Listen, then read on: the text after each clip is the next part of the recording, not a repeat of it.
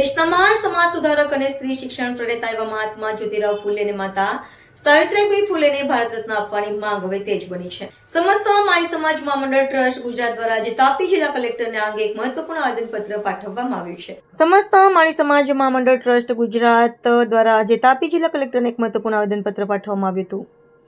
આવેદનપત્ર દ્વારા દેશના મહાન સમાજ સુધારક દંપતી મહાત્મા જ્યોતિરાવ ફૂલે અને માતા સાવિત્રીબાઈ ફૂલેને મનોપ્રાંત દેશનો સર્વોચ્ચ નાગરિક સન્માન ભારત રત્ન આપવાની પ્રબળ માંગણી કરવામાં આવી છે. આવેદનપત્રમાં જણાવાયું છે કે ફૂલે દંપતીએ પોતાનું સમગ્ર જીવન પછાત, દબાયેલા અને કચડાયેલા વર્ગોના ઉત્થાન માટે સમર્પિત કર્યું હતું.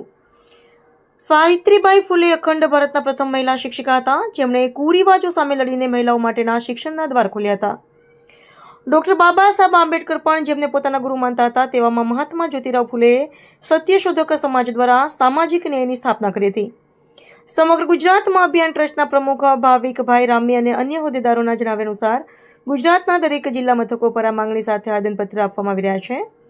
માળી સમાજના અગ્રણીએ મીડિયા સાથેની વાતચીતમાં જણાવ્યું કે ભારત સરકાર જો ફૂલે દંપતીને ભારત રત્ન આપશે તો તે માત્ર એક સમાજનું નહીં પણ દેશના કરોડો વંચિતો અને શિક્ષિત મહિલાઓનું સન્માન ગણાશે. આ પ્રસંગે માળી સમાજના અગ્રણીઓ અને કાર્યકરો મોટી સંખ્યામાં હાજર રહ્યા હતા અને સૂત્રોચ્ચાર દ્વારા પોતાની માંગણી બુલંદ કરી હતી.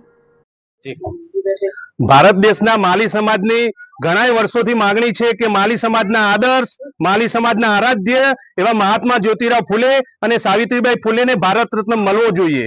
એના અનુસંધાને અમે ગુજરાત રાજ્યના 34 જિલ્લા મથક ઉપર કલેક્ટરશ્રીને આવેદનપત્ર આપી અમે રજૂઆત કરી છે કે અખંડ ભારતના પ્રથમ મહાત્મા એવા મહાત્મા જ્યોતિરાવ ફૂલે અને અખંડ ભારતના પ્રથમ મહિલા શિક્ષિકા એવા સાવિત્રીબાઈ ફૂલે કે જેમને શોષિતો, વંચિતો, કચડાયેલા અને ગરીબ વર્ગ માટે અસંખ્ય કામ કર્યા છે. જે સમય મહિલાઓને ઘરની બહાર નીકળવાની પાબંદી નથી, તેમને શિક્ષણ પણ આપવામાં નહોતું આવતું, તે સમય 1858માં સાવિત્રીબાઈ ફૂલે પુણેમાં પ્રથમ સ્કૂલ ખોલી અને એના પછી મહિલાઓને વધુ ને વધુ શિક્ષણનો લાભ મળે તેના માટે તેમને 17 થી વધુ સ્કૂલો ખોલી.